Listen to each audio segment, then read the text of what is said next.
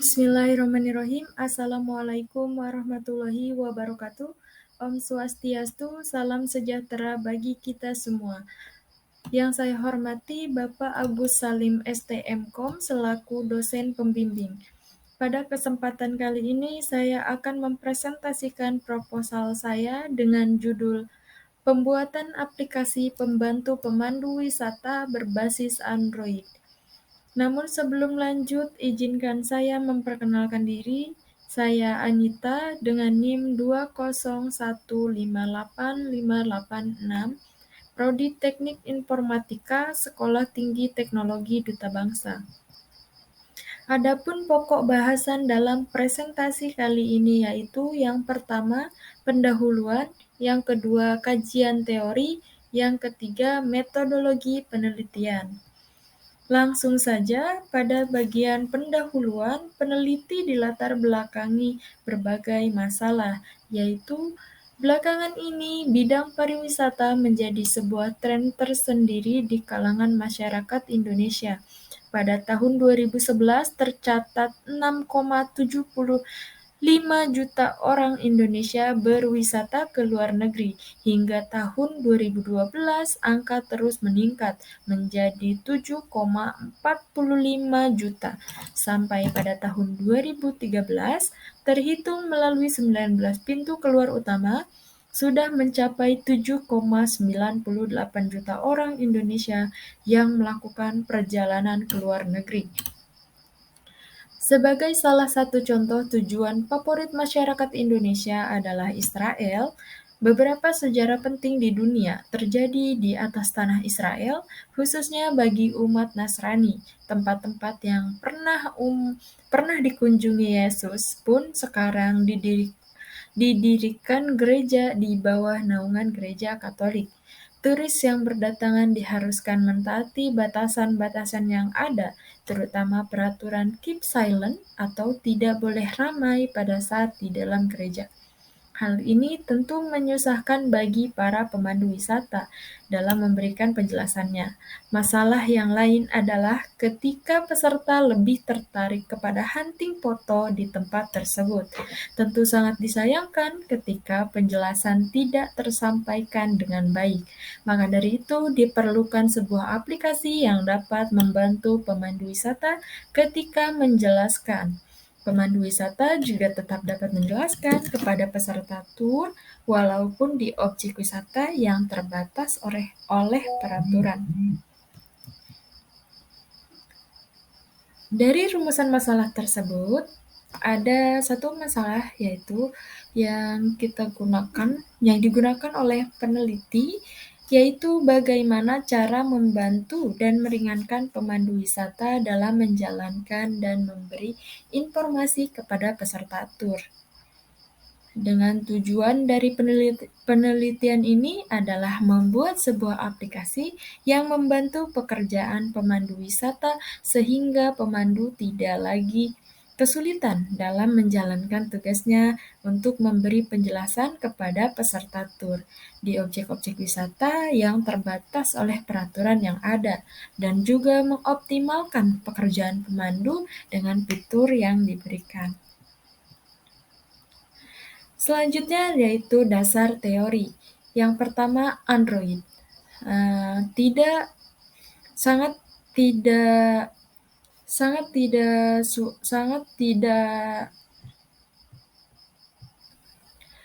tidak asing ketika kita mendengar Android. Android sendiri adalah sebuah sistem operasi untuk telepon seluler dan berbasiskan Linux. Android sendiri menyediakan versi berupa open source, yang berarti Android menyediakan para pengembang untuk menciptakan sendiri aplikasi di berbagai macam piranti. Yang kedua yaitu Wi-Fi Direct. Wi-Fi Direct adalah sebuah fitur yang dikembangkan oleh Wi-Fi sendiri. Dengan adanya Wi-Fi Direct ini, setiap perangkat dapat tersambung secara langsung dengan mudah, baik untuk berbagi, mencetak,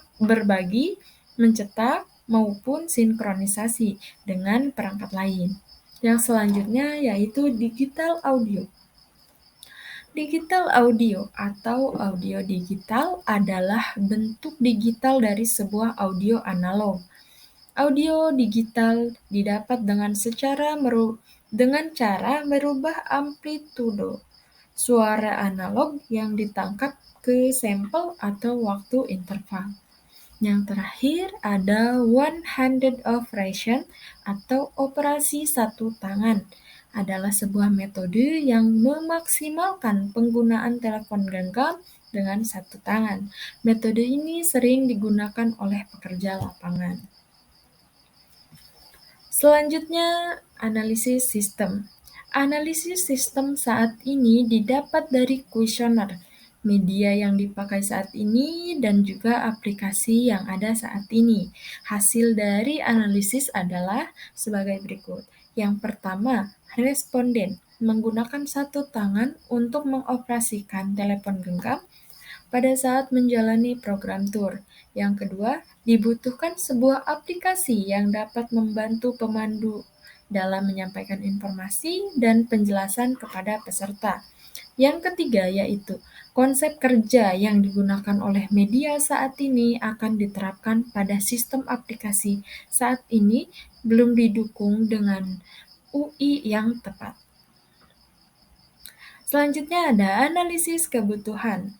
Setelah melakukan analisis sistem pada saat ini, didapat kebutuhan sistem yang dibutuhkan. Ya, adapun kebutuhan tersebut adalah sebagai berikut. Yang pertama, sebuah aplikasi yang dapat membroadcast suara kepada seluruh peserta. Yang kedua, aplikasi menganut UI one-handed operation atau sistem satu tangan tadi. Yang ketiga yaitu sebuah fitur yang dapat memperingati peserta jika waktu habis. Yang terakhir yaitu mengandalkan sebuah koneksi yang berbasis offline. Berikut adalah desain. Desain dibuat untuk nantinya diimplementasikan pada software Android Studio. Desain proses terutama terdapat dua desain proses. Desain proses utama terdapat dua desain, yaitu desain proses connect dan desain proses broadcast sound. Kita lihat dari sebelah kiri ada atau gambar 1 terdapat desain flowchart connection. Yang gambar 2 terdapat gambar flowchart broadcast suara. Selanjutnya yaitu metodologi penelitian. Metode dengan menggunakan port UDP. Port UDP dikenal sebagai port broadcast tanpa menjamin data yang dikirim. Diharapkan dapat membroadcast suara dari server ke banyak klien. Awalnya percobaan dilakukan pada localhost dan hasilnya berhasil, yaitu suara yang dihasilkan dapat kembali bersuara pada device yang sama. Selanjutnya, metode dengan menggunakan port TCP. Implementasi program yang selanjutnya adalah menggunakan port TCP. Pada metode ini, audio yang ada pada server dapat tersampaikan pada klien, tetapi hanya berlaku pada satu klien saja. Jika digunakan pada lebih satu klien, pesan suara tidak dapat tersampaikan atau tidak keluar. Dugaan awal yang dapat diambil adalah karena port hanya dapat mengirim pada satu soket saja.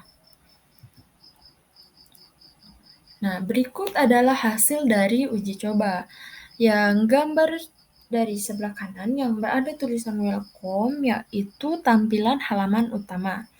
Yang gambar kedua yaitu UI pemandu. Untuk gambar tampilan pemandu. Yang selanjutnya yaitu gambar tampilan untuk peserta. Yang berikutnya adalah tampilan ketika Wi-Fi direct mencari jaringan yang tersedia. Untuk selanjutnya gambar pertama yaitu tampilan ketika verifikasi connect. Dan selanjutnya ketika tidak connect atau gagal dilakukan. Yang selanjutnya yaitu ada fitur talk nonaktif. Begitu gambarnya ketika fitur talk tidak diaktifkan. Yang selanjutnya ada fitur talk aktif. Gambarnya adalah seperti itu ketika diaktifkan. Nah, validasi. Selanjutnya, proses validasi dilakukan dengan metode kuesioner yang dibagikan kepada 2 pemandu wisata dan 8 peserta tur.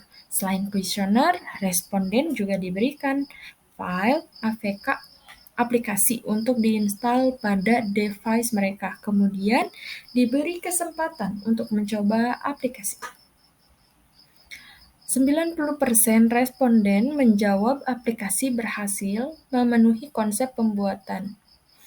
60% responden mengalami kesusahan untuk melakukan koneksi Wi-Fi direct dan juga kurangnya panduan untuk menjalankan aplikasi. Seluruh responden menjawab bahwa aplikasi dapat diinstal dengan mudah. 80% dari responden mengerti seluruh elemen yang ada pada aplikasi.